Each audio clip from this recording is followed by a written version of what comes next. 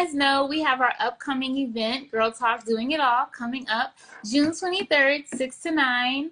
I'm super excited to have this discussion with these amazing women about doing it all. So, Butter, do you want to introduce yourself and just share more about what you do and who you are? I am Butter. I'm a creative. I am the owner of Ink Therapy Studio, which is a tattoo studio here in Bedford Heights, on Miles off of Richmond Road, where I do tattoos, permanent brows, tooth gems. I am also a poet and a newly found author of my new published book, Layers of Ink Breaking Skin.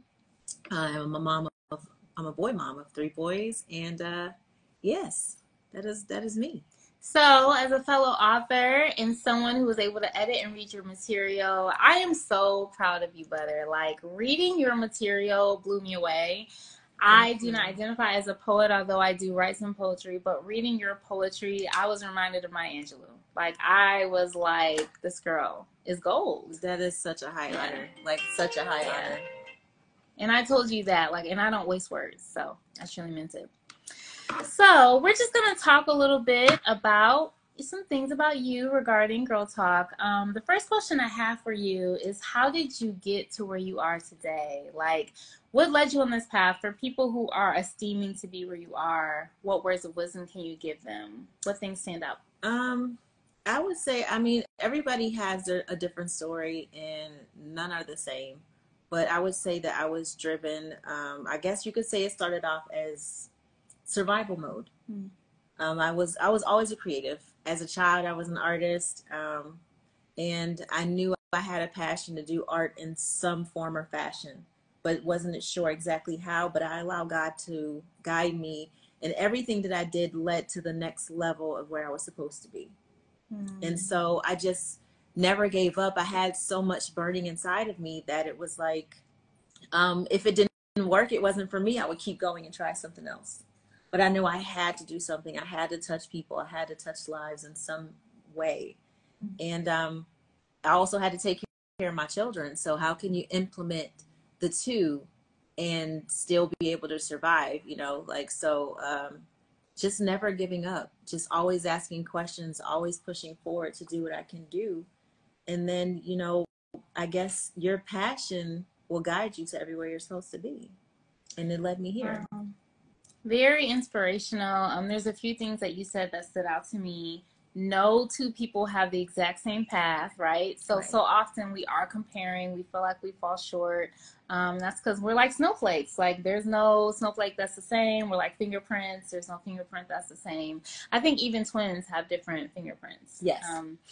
And the other thing that you said is, like, your path was unfolding as you kept moving forward, as you kept trying new things. You didn't discover it overnight. Like, it wasn't like this overnight thing, this is my purpose. It was, let me just keep putting myself out there. I know this is the lane I'm supposed to be in. I'm a creative. I have all these different gifts. Let me just keep trying things. Yes. Yeah. Because it's like, trying is hard. Getting no is hard. Yeah. You know, no one wants to be told no a million times, right? But with 100 no's, you get a yes somewhere. And my thing was, I had to keep asking myself, is it hurting me more to fail, or what I think is considered failure, for something not to work out that wasn't meant for me? Or does it hurt more to not try it and find out that this was, and that I could have been somewhere else because I didn't even bother to try because I gave up? And it was burning inside of me even more to not follow my passion, do what I was really getting called to do. And what I had in my head and on my vision board, it was hurting me more to not try to see what would happen than it was to sit around and just, then just go try it. So. Wow. Now, that mindset to me is such an entrepreneurial mindset. Like, not everybody has that mindset to think, it's going to hurt me more if I don't do this. You know, most people are going to be fearful and let that fear keep them and sabotage them. But your mindset was, it's going to be worse if I don't do that. So I just applaud you even for that mindset. And I think that that is what makes a creative successful, because I think a lot of people are creative and artistic, but struggle with the business part, struggle with applying the foundations that are needed to actually make a hobby a business, as you've been able to do. So I applaud you for that as well. And I see those characteristics have led to your success. Yes. So speaking of success, do you feel successful and how do you define success? I, I struggle with that, to be honest. Being transparent, I do struggle with being successful because there are so many levels that I need to hit. I don't really feel like I've reached my full potential, but I do feel successful because I look at where I used to be. And there's no way that you can't tell me that I have not been successful from where I came from. The struggles that I've been through, I've successfully raised three strong Black young men. Amazing. By myself. Amazing. I've successfully went blindly into getting a brick and mortar for something, stepping away from. I worked at the post office for 9 years. Wow. And I stepped away and stepped out on faith to do this. So if I successfully was above ground, above water for 3 years, then I can't sit here with a pure heart and say, no, I'm not successful. Like, I wake up every day and I get to speak to my children. I have a whole neighborhood of supporters. I don't have that bad story of all the haters, like a lot of people say, because I have a lot of people that are in my corner that cheer for me and expect more from me than I even expect for myself sometimes. And they have a lot of standards put on me that I'm sitting here like, this is how you see me? You really, like, they think I'm going to be like the first millionaire out of our circle. You better, like, okay. So successful, yes, because I'm healthy. I have my children. I have my business. I still have my skill set in my hands. So yes, I would absolutely define that as success. I'm not financially rich, but I am most definitely soulfully and worldly rich. You touched on so much. I just love that you are like, my people see it in me, right? Even if I don't see it. So you have your tribe. You're not just out here by yourself. Excuse me. And a Girl Talk panelist that we just had our live last night, we talked about that as well. How people can see your gift and can pull on you, and you may not see it yourself. You definitely define success as outside of just worldly means. Your children, I mean, bringing some strong Black men into this world is an accomplishment by itself, and you did it 3 times over. Like, that is worthy of being applauded. So I am in awe of you. This is why I asked you to be on the panel, because I don't see myself as successful as I want to be, kind of similar to you. And so I'm looking at these women like, wow, they're wearing all these other hats and doing it. I want to glean from them. I want to learn from them as well. I'm always trying to learn and get to the next level. But then it's like making sure we're celebrating those milestones, right? Like, so we don't like miss out on that part too, right? Yes. Counting your blessings, for sure. Because there's always, well, they say put yourself in the room of people where you want to be, not where everybody wants to be you. Because if you're constantly building, that's going to rub off. That's going to push you. If you have that ambition and that drive, it's going to push you. It's almost like having a physical vision board, like a real live, human vision board, because you're going to feed off each other. And building that circle describes really like what's inside of you too. Just like if you could be around a bunch of broke people, or, the ones that are on the wrong path, that rubs off on you because you're making some bad decisions. So, God supplies you your circle. And the more you do about what your what your dreams are and your goals are, that's also going to build your circle. Yeah. And then that starts to rub off on you. But do always know, and I think I put this in one of your posts when you were interviewing Ari, people are watching. Even though they don't have to say anything, a lot of people won't say anything, but they're watching.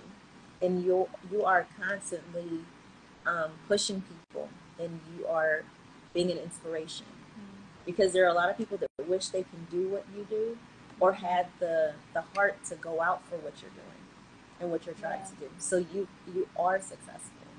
I appreciate that. And I have to remind myself of that too, that not everyone is walking in purpose. Not everyone is achieving their dreams. Not everyone is manifesting this level of health and wholeness. And I think that those of us who are, we're the leaders. It's not to say these people won't. It's to say we're to inspire them too, right? So the things that we're doing are available for everyone else. It's just we went first. Right? Yes. And so, but we're here to show you that you can too. And specifically with this topic of girl talk, those who are mothers, those who have 3 boys, okay? Single mothers are out here doing it. Like, that is the inspiration for this next Girl Talk Doing It All. So on that note, is there anything special that you're looking forward to on this next topic? You're no stranger to the Girl Talk discussion. No. So, I'm always looking forward to connecting with other women, especially knowing that even though I may have a word to give to someone that may help, which is a big deal to me, because in a room full of people, if you could touch one life, that changes the world, because changing one life will eventually lead to them changing someone else's. So technically, you're not just changing one life, right? But you're also giving a message, and a lot of times the message you're giving is something you needed within yourself. So I'm definitely going to be receiving a lot of things from this, which I did from the last Girl Talk. I've definitely received a lot, just listening to other women. Number one, knowing you're not alone. Yeah. Someone is always sharing your thoughts, you know, some of your experiences, and they may have something to say that you wasn't really thinking about in that angle, that's going to help you. And so that's most definite. And then networking. Yes. I love just seeing a lot of successful women that want to do better, want more for themselves, and are pushing for that. So that's a good bonding moment, and that's a good room to be in. And you touched on a lot. So the Me Too experience is what we offer at Girl Talk.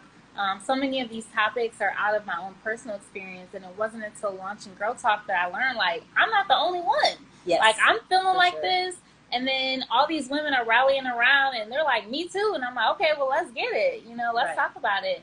And the networking, like being in the spaces of like-minded, high-achieving, high-powered women who have the same values, who want genuine connection, who want to demonstrate authenticity in a society or a generation where we're often just showing one face. We're often just showing the highlights. But we get real on Girl Talk. Yes, we do. Absolutely do. Absolutely do. It be tears, okay? It is. So I'm so excited that the next time we're going to be meeting is next Sunday, June 23rd from 6 to 9 right here at Ink Therapy Studio. It's such a cute space. Butter is blessing us with this space. So you guys get your ticket, $10 on Eventbrite, $15 at the door. There's going to be drinks, there's going to be food, there's going to be a great discussion, and of course networking and raffles. We're going to do some raffling prizes. So any last words that you want to share, Butter? One thing I do want to say about this Girl Talk, what you're doing is wonderful. And if you guys haven't attended one, you really should. I would highly suggest it, because number one, you never know what you're going to receive going there. You never know who you're in a room with or who you're going to meet that will change your life drastically. It's a beautiful thing to be in a room full of women and not be in competition, like the stereotype that we're given, to always be competing with each other. We're not competing.